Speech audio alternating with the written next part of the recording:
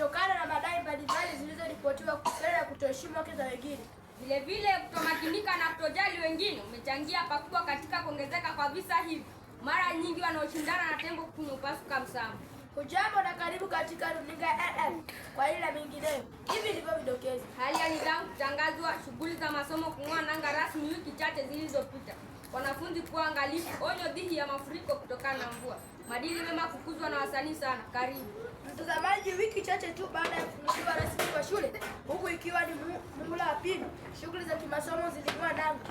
Ni furaha ulioje kwa wanafunzi wa shuleni Lily Future iliyoko jijini Nairobi wanatarajiwa kufanya mtihani wa mwanzo wa muhula wa pili. Wanafunzi wao wamedhihirisha maandalizi ya kutosha kwa kufanya mtihani huo. Hata hivyo, wanatakiwa kuwa wenye makini zaidi wanapofanya mtihani huo. Kwingineko ni kuwa wanafunzi wametakiwa kuwa angalifu na kuzingatia wakati wa kuelekea shuleni. Ombi hilo limetolewa na walimu waliojizatiti kuhakikisha kuwa wanafunzi wao wanapata huduma za bara kwa wakati mwafaka. Otieno Leon atuarifu zaidi.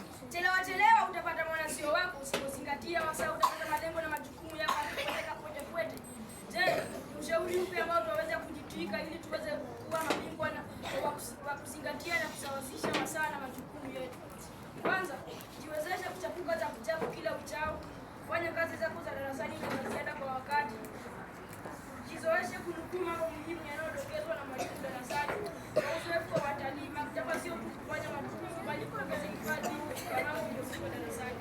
Kupitia mafunzo ya darasani kila siku ili ujiepushe na ukia wa mlipuko wa kazi nyingi. Kwa jumla, kwa mahali panapofaa, kwa wakati unaofaa, na ukiwa na watu wanaofaa. Nikiripotia runinga ya LF kutoka na mimi Otieno Leon. Kutoweka kwa maadili mema umekuwa kizungumkuti miongoni mwa vijana wengi nchini na hata duniani kote. Hili linajitokeza na uraibu wa simu na mtandao unaowachezesha vijana wanaotembelea sehemu zisizofaa. Tupate mengi kutoka kwa Award Shalvin. Vijana nchini na duniani kote wameripotiwa kuwa katika athari ya kupotoka kimaadili. Hili linatokana na simu ambayo inachangia pakubwa uharibifu huo. Wengine wao wanauona wapo kama mwenzao.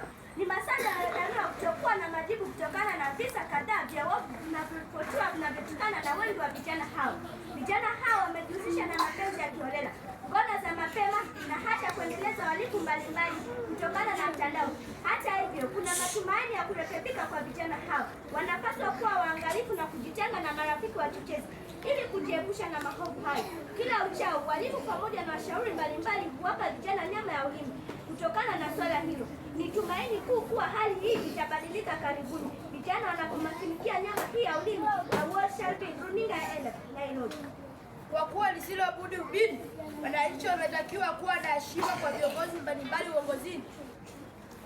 Vilevile, hakuna maendeleo pasipokuwa umoja na ushirikiano. Omondi Way na taarifa zaidi. Viongozi ni baraka kwa kizazi chochote kile. Kwa mfano, ingawa Musa alipitia dhiki na mahangaiko makubwa, alifaulu kuwatoa Waisraeli kwenye kucha kali za utumwa huko Misri.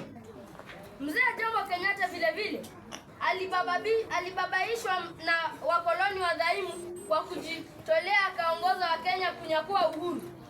Katika mfumo huo, watu walijitetea kukuwa na heshima kwa viongozi wao ili viongozi hao watimize malengo yao. Hapa shuleni tunao viongozi na viranja ambao wana majukumu mbalimbali. Wanafunzi wanatarajiwa kufuata kwa unyenyekevu anaoagizwa kutoka kwa hao viranja. Shule nyingi ambazo hutimiza matokeo mazuri katika mtihani ya kitaifa zina wanafunzi watiifu na wenye heshima. Kwa hivyo, Ijumaa hii nawahimiza kuwa na heshima na unyenyekevu kwa walimu na viranja. Kumbukeni, heshima si utumwa, yakihitajika bila kushurutishwa. Omondi Way, runinga ya LF Nairobi. Hakuna refu lisilokosa mwisho. Mtazamaji, turuhusu tutabatisha habari yetu hapo. Jineko ni kuwa umetakiwa kuwa angalifu zaidi kutokana na mvua mkubwa unaendelea kunyesha sehemu kadhaa nchini. Umekuwa nami Atieno Shalten nami Samuel Madiba. Kwaheri.